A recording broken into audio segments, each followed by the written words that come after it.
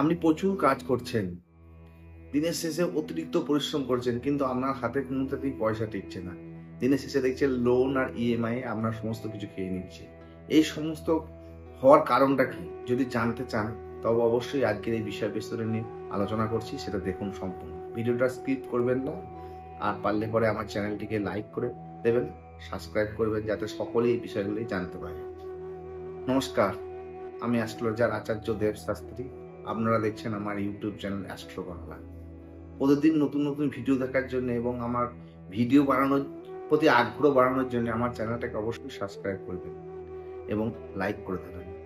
তো আজকের যে বিষয়বস্তু সেটা হচ্ছে দারিদ্র যোগ, অর্থাৎ আপনি প্রচুর কাজ করছেন, প্রচুর পরিশ্রম করছেন, আপনার তুলনায় অনেক লোক দেখবেন অনেক কম পরিশ্রম করে প্রচুর টাকা উপার্জন করছে বা তাদের দিনের শেষে জীবনটাকে আনন্দ উপভোগ করছে, কিন্তু আপনার সেই সমস্যাটা থেকেই যাচ্ছে যে এত পরিশ্রম করা সত্ত্বেও আপনার টাকা কিছুতেই হাতে থাকছে না। এই যে টাকা হাতে না থাকা, এটার কারণ হচ্ছে তিনটে। প্রথম কারণ হচ্ছে রাহু, অর্থাৎ আপনার হাতে রাহু স্থান থেকে যদি অজস্র ছোট ছোট রেখা, আয়ু রেখা অথবা শিরোরেখা অথবা আপনার হৃদয় রেখাকে কেটে দিয়ে চলে যায়, তাহলে কিন্তু আপনার প্রচুর পরিমাণে ঋণ হবে এবং আপনি যতই কাজ করুন আপনার কিন্তু ঋণের বোঝা থেকে আপনি কখনোই বেরিয়ে আসতে পারবেন না। দ্বিতীয় কারণটা হচ্ছে আপনার রবি স্থান যদি আপনার প্রবল দুর্বল হয়, অর্থাৎ রবি স্থানে কোনো রবি রেখাই না থাকে এবং রবি স্থান প্রচুর নিচু হয় এবং রবি স্থানে কোনো মাংস বেশি না থাকে, সেই কারণে কিন্তু আপনার দেখবেন যে আপনি প্রচুর পরিমাণে পরিশ্রম করা সত্ত্বেও আপনার কিছুতেই দেখবেন অর্থ সঞ্চিত হচ্ছে না, তার ফলে আপনার দারিদ্রতা লেগেই থাকছে।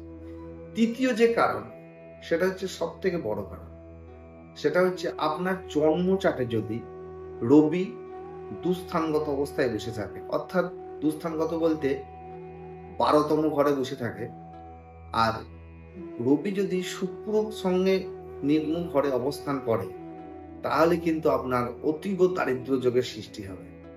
আর এই দারিদ্র্যের ফলে আপনি যতই পরিশ্রম করেন আপনার কিন্তু কোনো মতেই হাতে অর্থ দাঁড়াতে চাইবে না এবং সে অর্থ আপনার কোনো রকমের জীবনযাপন করতে পারবেন, কিন্তু লাক্সারিয়াস জীবন আপনি কিছুতেই আর্ন করতে পারবেন না।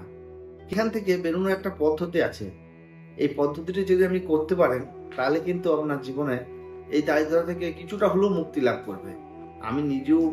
আমি অসংখ্য লোককে এই টোটকা দিয়েছি এবং তারা উপকৃত হয়েছে। এই টোটকাটি হলো, পরপর 3টে শনিবার আপনি আপনার বাথরুমে একটি তেজপাতা এবং অল্প একটি লবণ নেবেন এবং বাথরুমের ঘরে জ্বালিয়ে দেবেন। জ্বালিয়ে দেওয়ার পর ধোঁয়াটা কিছুক্ষণ রেখে দেবেন, তাহলে দেখবেন আস্তে আস্তে আপনার এই যে দারিদ্র যোগ, এটা কিছুটা হলেও খণ্ড হবে।